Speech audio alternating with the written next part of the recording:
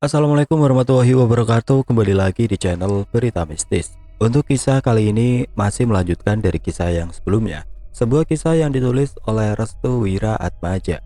Sebuah kisah yang berjudul Pesugihan Keluarga Ningrat. Dan sebelum kita masuk ke ceritanya, tekan dulu tombol like video ini dan jangan lupa tekan juga tombol subscribe channel ini. Dan nyalakan juga lonceng notifikasinya agar tidak ketinggalan cerita-cerita lainnya dari channel ini. Dan buat teman-teman yang pengen membaca langsung ceritanya, nanti silakan saja kunjungi linknya yang nanti akan saya sertakan di kolom deskripsi. Dan jangan lupa di follow juga akun Twitter penulis. Dan seperti apa untuk kelanjutan kisah ini? Langsung saja kita masuk ke ceritanya.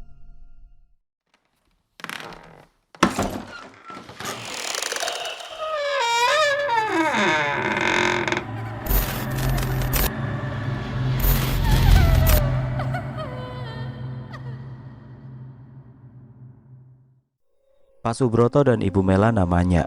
Mereka berdua merupakan orang yang sudah menutup-nutupi kejadian di pabrik bawang. Di saat tragedi memilukan itu terjadi, Pak Subroto dan juga Ibu Melan membantu Raden Angkoro untuk menutupi kebusukan yang selama ini dilakukan oleh keluarga Brotoseno dan juga keluarga Ningrat.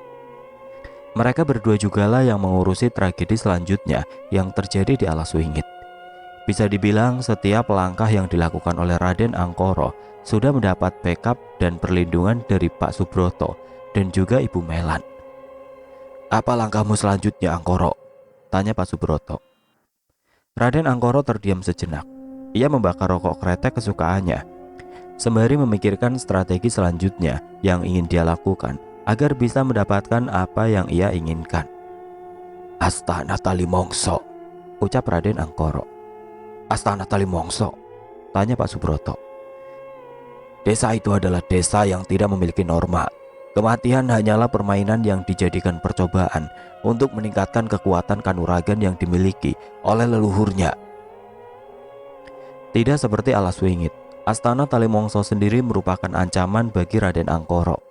Pasalnya, leluhur di sana juga berkeinginan untuk mendapatkan jabang bayi yang diincarnya untuk menyelesaikan pesugihan yang akan dilakukannya lagi. Pak Subroto hadir sebagai pendamping yang tepat bagi Raden Angkoro. Kematian Raden Jokopati memang sangat disesali, namun untuk sekarang dia hanya membutuhkan orang yang memiliki kelas untuk bisa menutupi segala tragedi pertumpahan darah yang akan terjadi. "Kita akan ke sana," ucap Raden Angkoro. Desa Astana Tali Mongso. Tengah malam menyapa, ibu tiba-tiba terbangun. Ia terkejut ketika suaminya sudah berada di pelukannya. Ibu tersenyum lalu mengecup kening suaminya sebagai tanda cinta terhadapnya. Ibu berniat untuk melakukan sholat isya. Dia tahu, walaupun dirinya bukan berada dalam lingkungan agamis, tapi dia perlu menanamkan diri sebagai seorang muslimah yang taat terhadap Robnya. Selepas sholat, ibu mendengar suara langkah kuda. Ia terkejut manakala suara kuda itu berhenti tepat di depan rumahnya. Saat ibu ingin mendekati pintu, ia merasakan aura berbeda yang dirasakan dari balik pintu rumahnya. "Siapa di depan?" tanya ibu memastikan menggunakan mukena. Suara tawa kecil layaknya nenek tua yang menertawakan tingkah lucu cucunya. Tubuh ibu merinding seketika. Ia tahu bahwa yang di depan rumahnya bukanlah manusia, melainkan setan. "Selamat datang, saya leluhur di desa ini," ucap suara nenek tua itu. Ibu baru ingat bahwa desa ini memiliki leluhur sesuai apa yang dikatakan oleh Ki Batoro kepadanya. Dia pun ingin mencoba menanyakan tentang desa ini. Namun aura hitam yang ia rasakan tiba-tiba menghilang. Ibu pun membuka pintu untuk memastikan sosok itu berada di tempatnya atau tidak. Namun begitu ia melihat keluar, terkejut melihat para ibu-ibu yang sedang berada di depan rumahnya dengan perut membesar seperti orang hamil. Kedua mata ibu terbelalak manakala satu persatu dari perut mereka tersobek secara perlahan karena bayi yang berada di dalamnya sudah tidak sabar untuk keluar. Darah bercucuran kemana-mana. Ibu berteriak sekencang-kencangnya. Ia pun segera menutup pintunya dan masuk ke dalam. Namun baru saja ia menutup pintu, ibu mendengar suara tangisan bayi yang membuat dia tertidur. Ibu memegangi sambil menutup mata. Namun suara itu terus meningkat seperti halnya bayi-bayi itu sudah tepat di depannya. "Jangan takut," ucap nenek tua itu.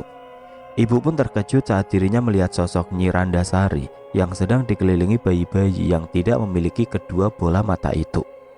Nyi Randasari terbang ke arahnya sambil membawakan bayi ke arahnya yang menandakan bahwa bayi itu adalah miliknya nanti. "Ini bagimu," ucap Nyi Randasari yang sudah berada di dekat. Saat ibu membuka mata kembali, ia melihat bayi itu sudah penuh darah dan matanya tidak ada. Ibu pun berteriak karena ketakutan. Tiba-tiba, "Bu, kamu kenapa? Kamu kenapa?" tanya bapak yang membangunkannya. "Pak, ada setan." "Kamu dari tadi tiduran di sini, Bu. Kamu mimpi buruk?" tanya bapak. Ibu baru sadar bahwa dirinya masih berada di tempat sholat. Ia pun memeluk bapak karena kejadian buruk yang dialaminya adalah hanya sebuah mimpi. "Pak, ibu takut." "Iya, Bu, ada bapak di sini. Sebentar lagi kita akan tahu tentang desa ini," jelas bapak. Ibu pun mengiyakan. Bapak mengambil air minum terlebih dahulu. "Ini, Bu, diminum sampai habis." Hanya satu tegukan yang diminum oleh ibu, namun air itu langsung habis dengan cepat. Bapak tersenyum melihat air yang menetes dari mulut ibu karena rasa haus dahaganya yang begitu menguras energi dari dalam tubuhnya. "Sekarang tidurlah. Aku takut bayi yang ada di kandungan kamu nanti akan sakit." Hari berjalan seperti biasanya. Tidak ada perbedaan dalam diri ibu, kecuali nafsu makan yang begitu lahap, sehingga tubuhnya mengalami pelebaran yang signifikan. Perut ibu semakin hari semakin membesar. Pertanyaan demi pertanyaan masih terus mengambang di pikiran ibu dan yang lainnya. Semenjak kejadian di mana ibu dimimpikan atau bahkan diperlihatkan sosok asli dari Nyi Randasari, Ki Bathara sering mengunjungi rumah ibu dengan tujuan mengulik informasi dan mengetahui lebih jauh terkait keadaan jabang bayi yang diinginkan ibu. Kang Waris dan yang lainnya hanya bisa memantau pergerakan dari Ki Bathara dan kedua ajudannya tersebut. Jika memang ada sesuatu yang sangat mencurigakan, Kang Waris akan bertindak lebih dulu untuk menghentikan langkah yang akan diambil oleh Ki Bathara. "Apa dia datang kemari?" tanya Ki Bathara kepada ibu. "Maksud Ki Bathara, leluhur itu adalah nenek tua yang menginap mendatangi rumah ini. Kamu pernah menemuinya?" tanya Ki Bathara sambil tersenyum. "Semalam aku bertemu dengannya," ucap ibu sambil mengingat-ingat kembali. Tiba-tiba ibu merasakan sakit yang luar biasa di perutnya, seperti ada kontraksi kencang yang membuat perutnya tiba-tiba mengeras tidak seperti biasanya. "Bu, kamu kenapa?" tanya bapak. "Pak, sakit, perutku seperti ditekan-tekan." Ki Bathara pun meninggalkan mereka dengan wajah tersenyum. Ia menuju ke arah astana untuk melakukan sesuatu. Sementara itu di astana, "Nyi, sebentar lagi aku akan sempurnakan dirimu," jelas Ki Bathara.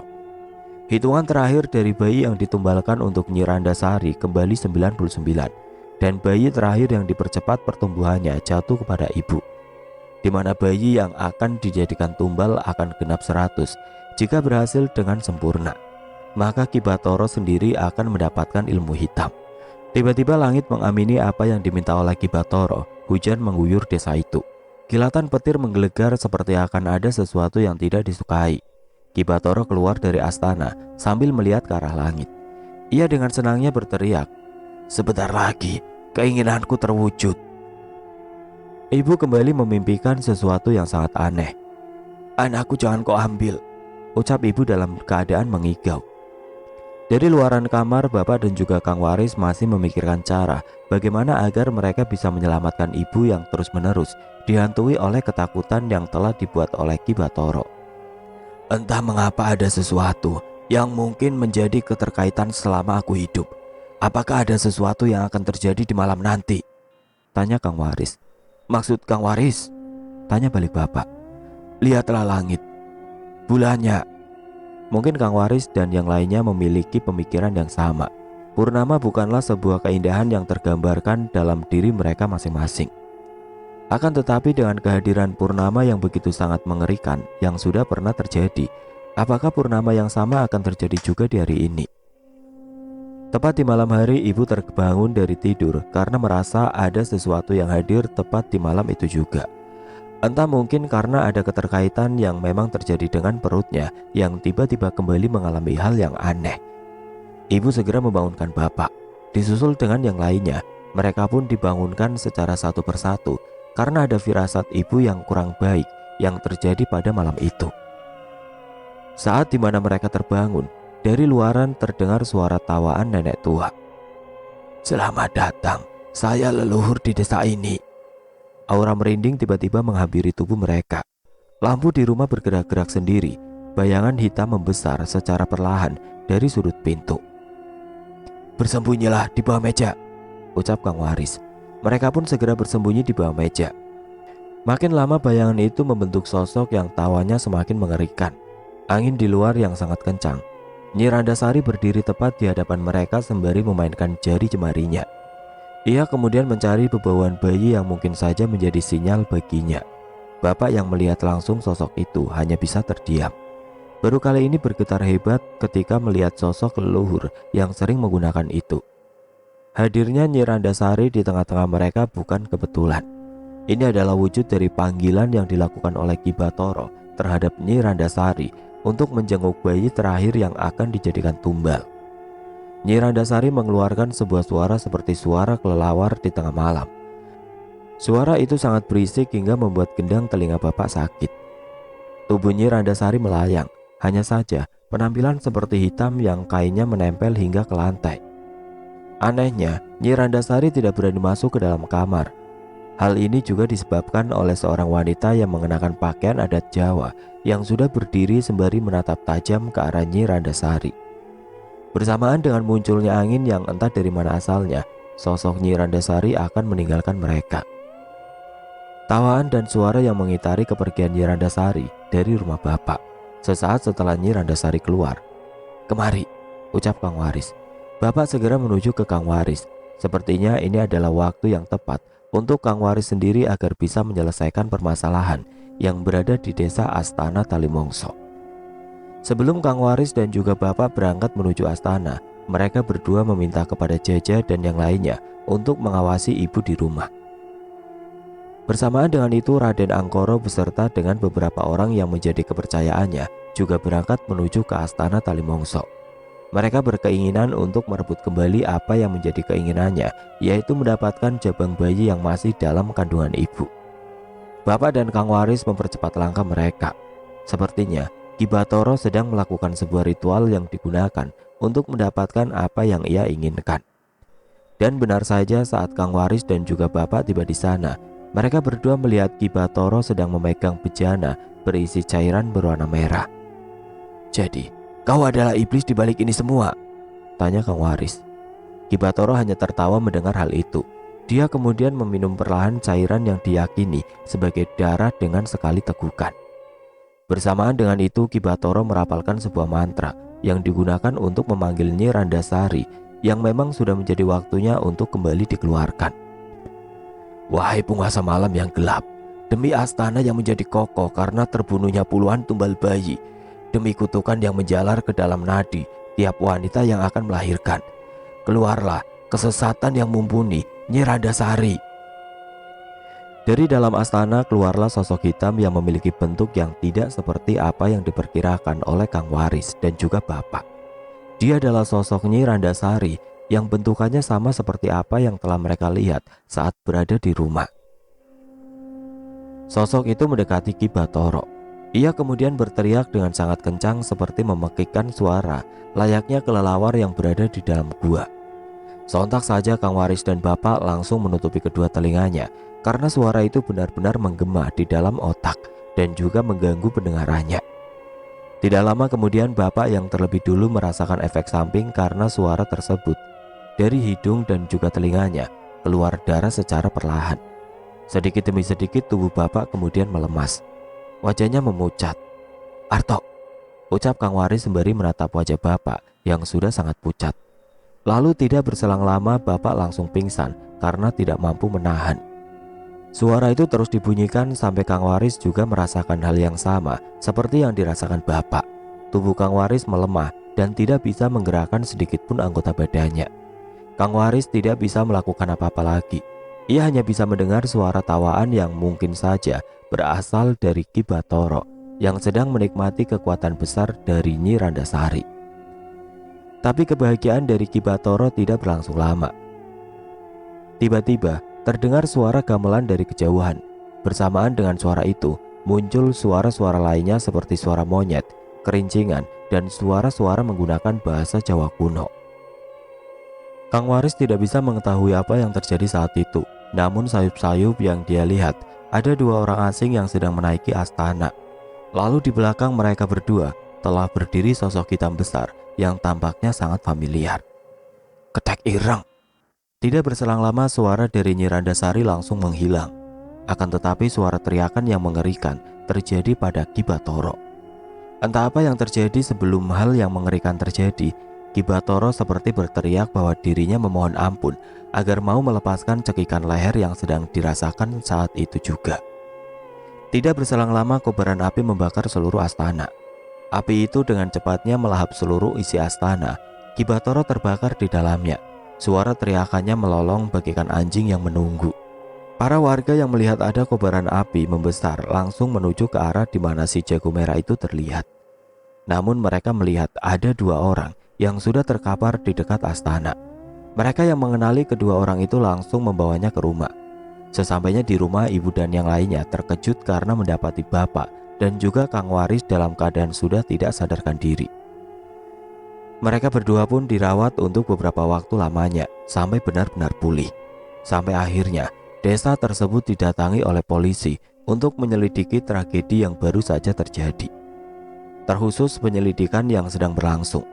Ada salah seorang wanita yang langsung menuju ke tempat ibu sembari menanyakan terkait keadaan bapak dan juga Kang Waris. "Bagaimana keadaan suamimu?" tanya seorang wanita itu. "Maaf, Anda siapa ya?" tanya ibu. "Saya Melan, suami saya kebetulan bertugas di sini, namanya Pak Subroto."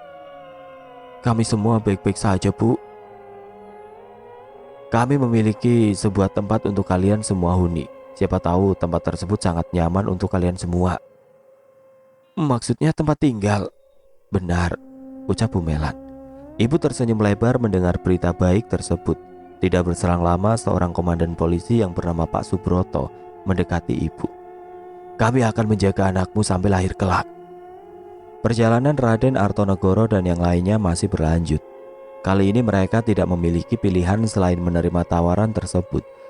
Tawaran yang diarahkan oleh Ibu Melan dan juga Pak Subroto untuk menempati tempat yang berada di dekat rumahnya sangatlah menarik. Awalnya Kang Waris tidak menyetujui tawaran tersebut. Ia tampak curiga dengan kebaikan yang diberikan oleh Pak Subroto dan juga istrinya mengenai tempat yang gratis untuk semua anggota keluarga Raden Artonegoro dan orang-orang yang berada di dalam ruang lingkupnya.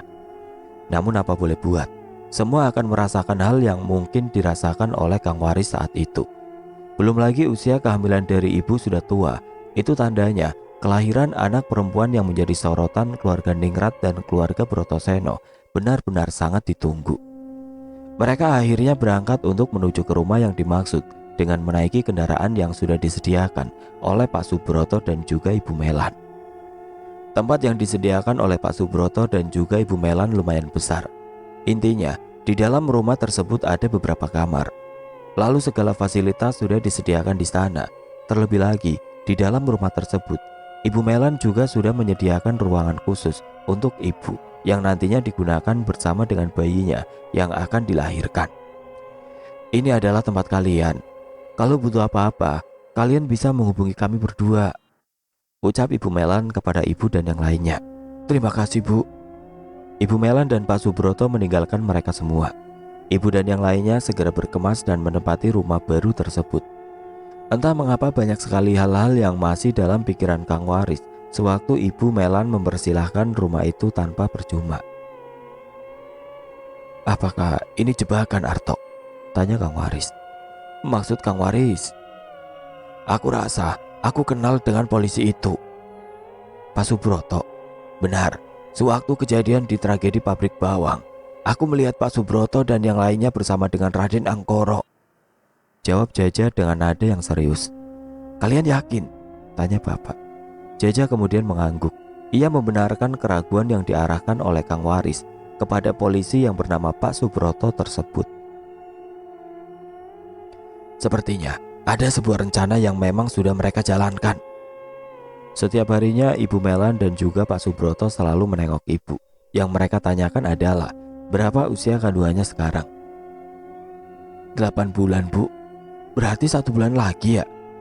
Perkiraan seperti itu, Bu. Ibu Melan mengelus perut ibu secara perlahan. Ia juga tidak lupa untuk menyanyikan sebuah kidung Jawa yang tidak pernah disangka-sangka. Bu, kok ibu tahu kidung Jawa ini? Kamu kaget, aku bisa menyanyikan kidung ini. Aduh Esa, ini kan kidung yang digunakan untuk menenangkan sang bayi. Ibu Melan kemudian mencium perut ibu. Dia selalu membacakan sesuatu dalam bahasa Jawa. Suaranya berbisik-bisik, seperti sedang melakukan sebuah percakapan khusus antara dirinya dengan sesuatu. Bu, ibu sedang apa? Aku sedang merawat bayimu, Esa. Untuk apa?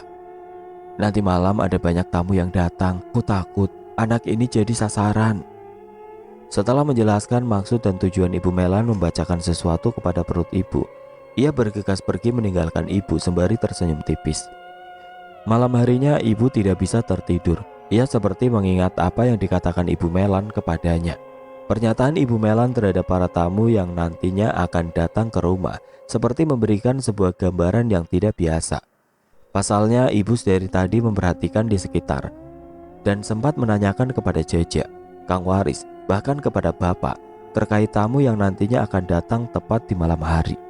Pak, ada nggak tamunya? Tamu apa, Bu? Kata Bu Melan, malam ini rumah kita akan kedatangan banyak tamu. Dari tadi nggak ada tamu kok. Ibu hanya menghela nafas panjang. Hatinya berdegup kencang, manakala tamu yang dikatakan oleh Ibu Melan belum juga datang.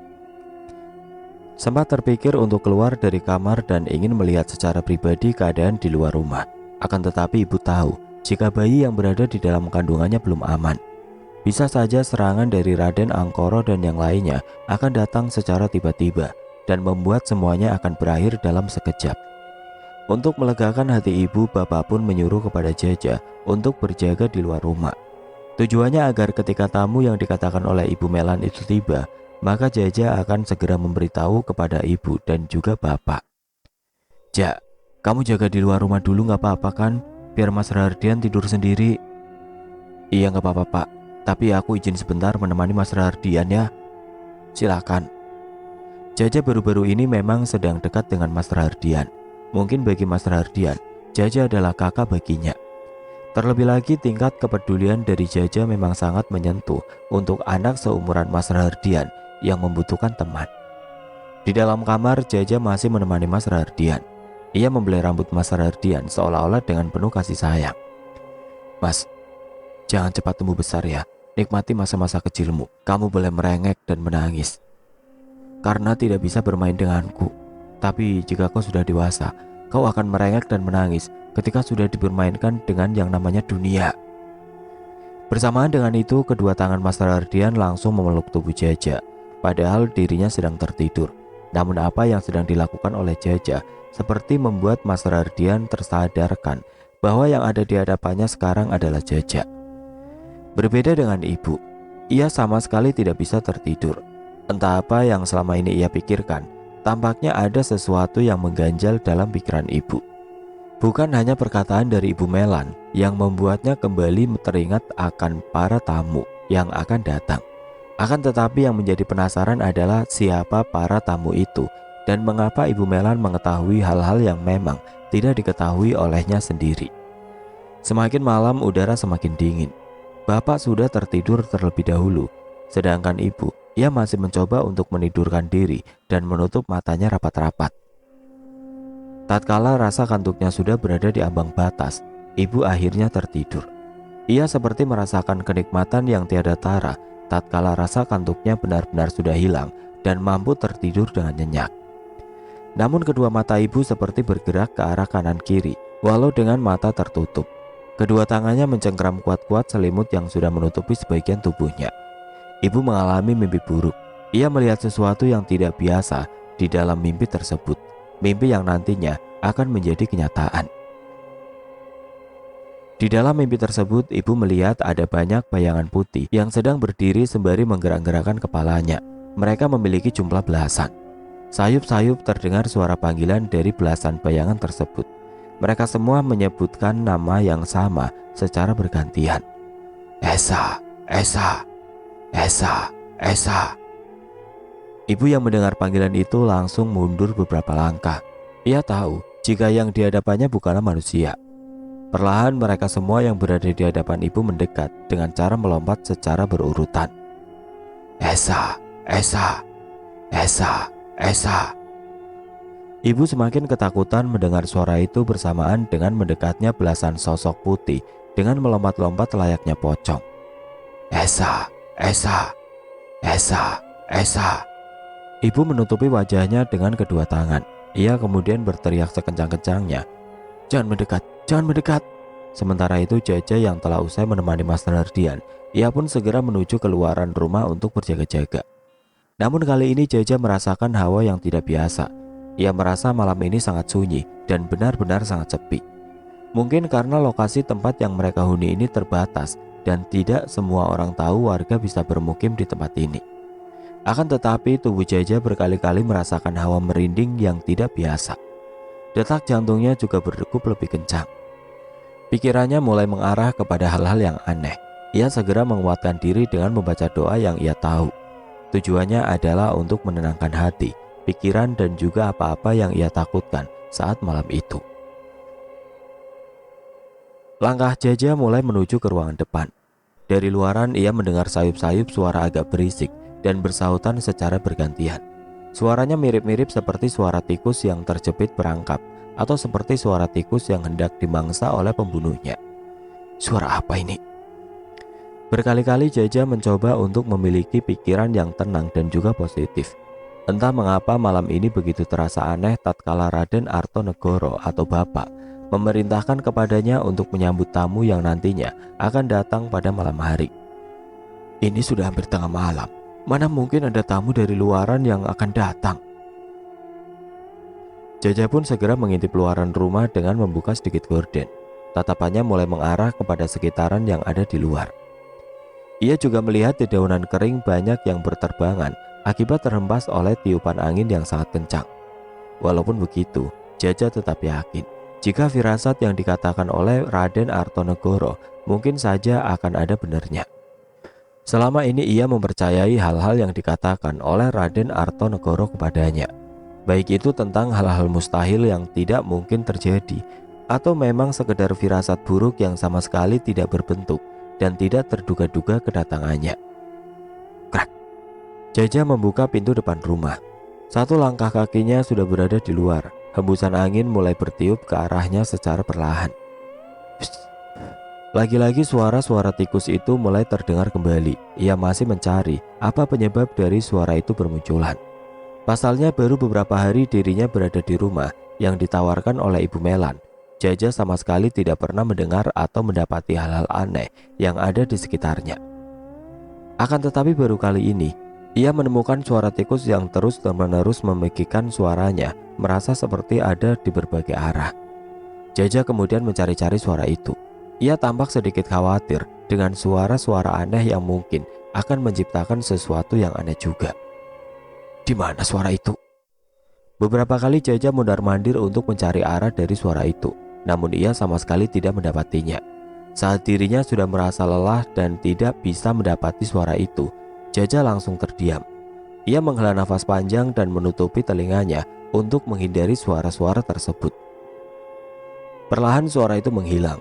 Bersamaan dengan suara itu menghilang, suasana langsung menjadi tenang. Jaja kemudian mencoba untuk menutupi matanya dan kembali menghela nafasnya. Namun saat dirinya membuka kedua matanya, tiba-tiba dia mendengar sesuatu yang sangat mengerikan. Selamat malam calon mayit. Ibu masih terus berteriak. Mimpi yang sedang dilaluinya berasa seperti masuk ke dalam kehidupan nyata. Berkali-kali suara itu terdengar jelas hingga membuat telinganya kesakitan. Esa, Esa, Esa, Esa. Suara yang digaungkan oleh mereka berbeda-beda. Beberapa ada yang nampak familiar, beberapa juga tidak pernah ia kenal dan baru kali ini dia mengenalnya. Aku ingin bayimu. Kamu masih ingat denganku kan, Sa? Esa adikku, kapan kau pulang? Esa, ibu sendirian di kuburan. Apakah kamu sudah bahagia, Sa? Dek, Ibu langsung mengingat semua suara-suara itu. Itu adalah suara-suara mereka yang sudah meninggal dunia. Saat dimana ibu membuka kedua matanya, ia terkejut bukan kepalang. Di hadapannya sudah berdiri belasan pocong tanpa ikat tali pocong yang berada di hadapannya. Mereka semua berdiri sembari memanggil nama ibu secara bergantian. Esa, Esa, Esa, Esa. Mereka semua menggoyang-goyangkan kepalanya secara bersamaan. Dari yang memiliki rambut panjang, wajah yang sudah hancur, perut yang sudah berantakan bentukannya, bahkan sampai mereka yang tidak memiliki kedua matanya. Namun ada salah satu dari mereka yang tidak menyebut nama ibu. Wajar, mulutnya tertutup oleh sesuatu seperti benang yang dijahit ke mulutnya. Kau? Lalu perlahan, sosok itu menggerak-gerakkan bibirnya seperti akan membuka mulutnya dengan terpaksa, walau dalam keadaan bibirnya terjahit dengan benang. Mbak, jangan, tolong pergi. Dunia kita sudah berbeda. Mbak, ibu, mas, kalian semua, tolong pergi. Namun mereka malah menggaungkan suara itu secara bersautan, memanggil nama ibu secara bersamaan, dan menyebut kalimat-kalimat yang tidak ingin ibu dengar. Esa, Esa, Esa, Esa. Aku ingin bayimu. Kamu masih ingat denganku kan, Sa? Esa adikku, kapan kau pulang? Esa, ibu sendirian di kuburan. Apakah kamu sudah bahagia, Sa? Mulut dari sosok itu langsung terbuka. Bunyi suara mulut yang dibuka dengan paksa terdengar sangat mengilukan. Krak. Air mata ibu menetes. Bibir mulai bergetar. Kedua tangan sudah tidak bisa digerakkan. Keringat basah mulai bercucuran. Detak jantungnya benar-benar berdegup dengan kencang. Acap kali ibu berusaha untuk bisa menggerakkan dan kabur dari hadapan sosok-sosok pocong yang tidak memiliki tali pocong di kepalanya. Namun semua sia-sia. Salah satu sosok yang memang sudah membuka mulutnya mulai mengatakan sesuatu. Mau menyusul bareng kita gak, Sa? Bruk.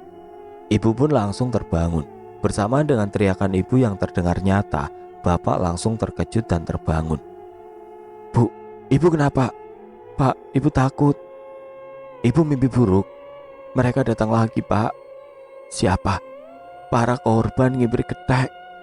Jaja langsung terkejut. Ia langsung memundurkan tubuhnya dan mencoba untuk masuk ke dalam rumah. Akan tetapi pintu terkunci dengan sendirinya. Siapa kau? Namaku Pangarep. Pangarep? Kau Jaja kan? Dari mana kau tahu namaku? Ternyata orang itu adalah Mas Pangarep. Ia datang ke tempat Raden Artonegoro dengan seorang diri. Namun yang masih menjadi pertanyaan, dari mana ia tahu lokasi rumah yang bahkan tidak semua orang bisa mengetahuinya. Namamu cukup terkenal di kalangan kami, Ja. Apa kamu tahu siapa kalangan kami yang aku maksud tadi? Siapa? Mas Pangarep mendekati Jaja. Ia kemudian membisikkan sesuatu kepada Jaja dengan bisikan yang mengerikan. Keluarga Ningrat dan pabrik bawang. Jaja langsung mundur saat dirinya mendengar kalimat itu. Mas Pangarep tertawa kegirangan melihat raut wajah Jaja yang penuh dengan ketakutan. Bersamaan dengan itu kabut turun secara perlahan. Dari tebalnya kabut terlihat ada beberapa sosok sedang melompat-lompat ke arahnya. Selamat malam calon mayit. Jaja mencoba untuk membuka pintu. Ia melakukan berbagai cara dan salah satunya adalah dengan cara menggedor-gedor pintu hingga mendobraknya dengan sekuat tenaga. Akan tetapi yang membuat Jaja tidak habis pikir, mengapa suara gedoran pintu dan dobrakan pintu yang dilakukannya tidak terdengar oleh orang dalam rumah. Percuma, Ja, kamu sudah ditakdirkan untuk menjadi korban dari ritual tali buhul mayit. Tali buhul mayit? Mas Pangarep merogoh sesuatu dari kantong celananya. Ia kemudian mengambil sesuatu dari dalam kantong celananya. Ini adalah belasan tali pocong dari mereka yang kuambil, lengkap dengan tali pocong milik temanmu Masmo. Jaja terdiam dan mematung saat melihat belasan sosok pocong tanpa ikat tali pocong di kepalanya itu sudah berada di hadapannya. Masmo, ucap Jaja. Krak. Sosok yang bernama Masmo itu mengarahkan kepalanya ke bagian kanan. Ia kemudian menatap Jaja dalam-dalam, seperti memendam dendam yang sangat besar di dalamnya. Mas Pangarep kemudian menundukkan kepalanya. Lalu ia memberikan aba-aba dengan kedua tangannya. Ing dino iki, Awakku merintahke kabeh demit kangge ndadekke sing ngarepku dadi mayit. Bersama dengan itu mereka semua langsung menuju ke arah Jaja dengan wajah yang sangat mengerikan. Tidak. Oke teman-teman, sampai di sini dulu ceritanya. Nantikan kelanjutan kisah ini di video berikutnya. Agar tidak ketinggalan, klik tombol subscribe channel ini dan nyalakan lonceng notifikasinya. Wassalamualaikum warahmatullahi wabarakatuh.